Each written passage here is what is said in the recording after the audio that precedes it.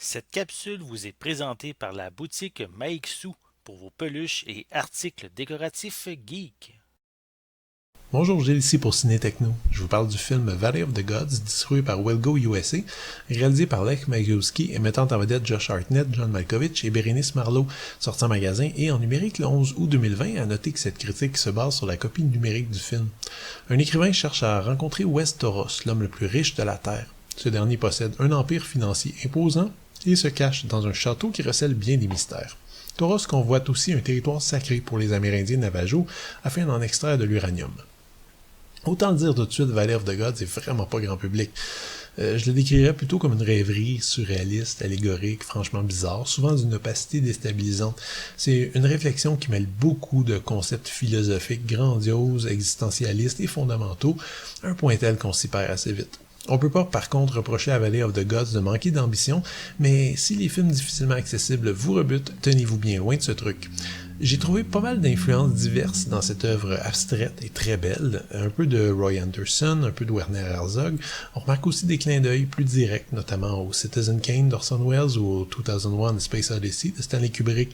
Ce mélange détonnant, mis en scène avec un sens de l'esthétisme assez épatant, rythmé au son de musique méditative et de chœurs classiques, est rendu encore plus particulier par sa division en 10 chapitres et l'importance dans le récit du quotidien et de rituels navajo.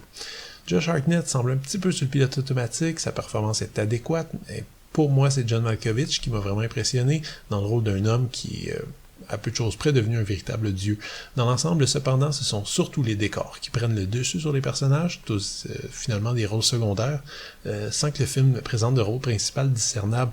Mais je dois dire que de tous les éléments du film, c'est vraiment les décors qui m'ont impressionné. Chaque pièce, par exemple, du château de Westeros est à couper le souffle, témoignant d'une opulence qui touche à l'absurde, preuve par l'image d'une surabondance de moyens qui finit par devenir totalement superflu. Chaque paysage, également, de la fameuse vallée des dieux, donne envie de nous y recueillir, de croire finalement en ces légendes amérindiennes. Visuellement, c'est extrêmement bien fait.